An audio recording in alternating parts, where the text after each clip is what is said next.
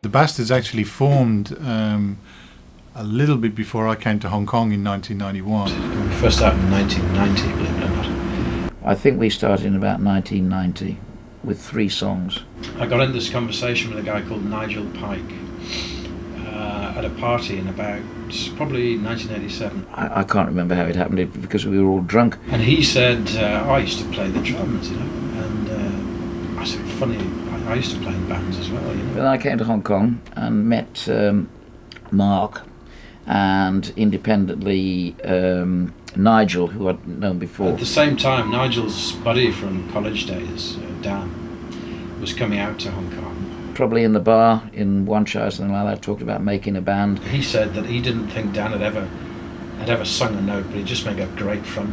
And then Mark met another guy, the bass player. So he got Dan, and we just put it together. There was this guy there who I was going to meet, hunched over his desk with some headphones on like this, and I surprised him, embarrassed him slightly.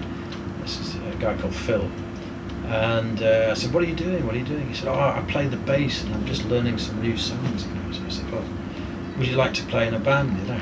That's how it started. So that's how we got the first version of the band. That's how it happened. My teenage fantasy finally came true at the age of 40 odd. And that started about 1990. We had to go and perform the songs at the Wanch for the first time, and it took a bottle of whiskey before I could actually get up on stage and perform the damn things. I met the Bastards as more or less as soon as I shipped up in Hong Kong in '91, and would have been very happy to join the band then, but they had a full house in the bass department. He wasn't with us from the very beginning of the band, but joined us I think probably a couple of years later. Dave's been with us almost as long. You know, the mists hadn't even started to lift really when Dave joined the band. And when he arrived in Hong Kong, I think he saw us, and you know, when the opportunity came up, we'd known him socially. When the opportunity came up, he was an obvious guy to join the band. I eventually joined the band in '93. Nigel Pike, the founding member, left to go to Thailand. It was when Brendan and Dave Campbell joined, and that was a fairly consistent 5-piece lineup. Dave and Brendan had been on the scene.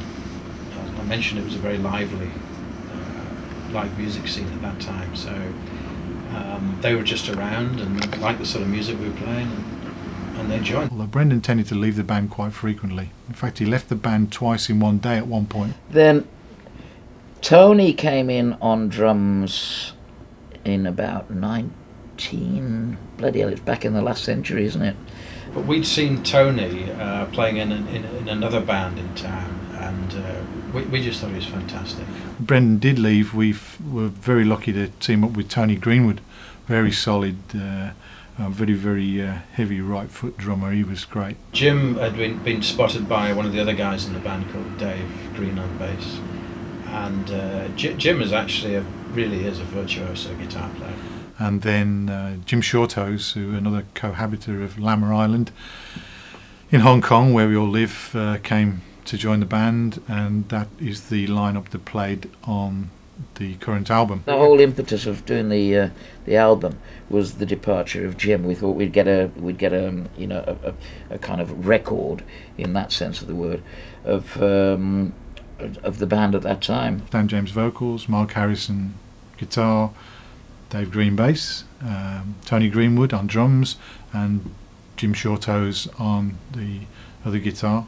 So that's the standard 5-piece that we've played as most of the time. We were very much a live band. First of all, we were a crap live band, and then we gradually turned ourselves into quite a powerful live band. But it was always about playing live. You know, that was the thing.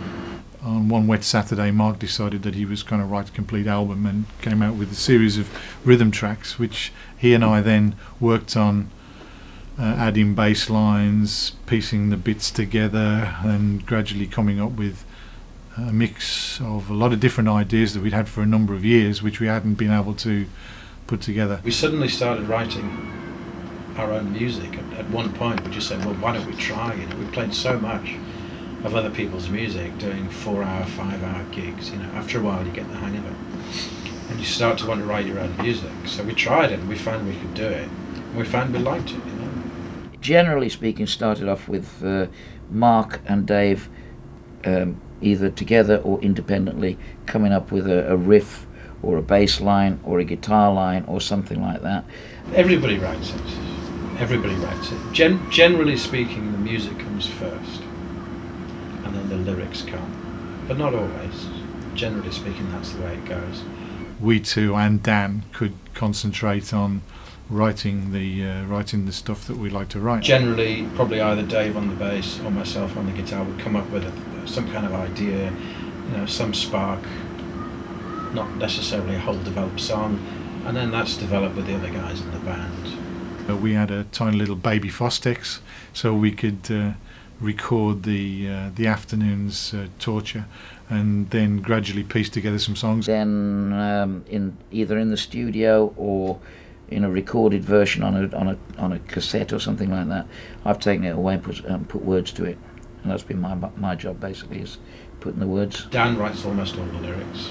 Starts with the music and then moves to the lyric. Having gone from sort of very much a live band sort of thing, suddenly we were getting into the writing side of it. So I think it was a sort of coming together of those two sides as well. Your own availability and interests, if you like, changes in the technology, our wanting to do a record of where we've been with these very good players in our band, and at the same time having really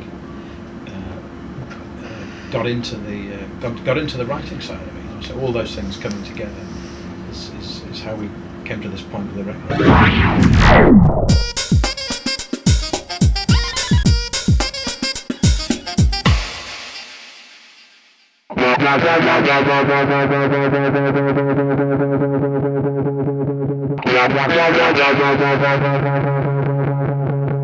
Yeah.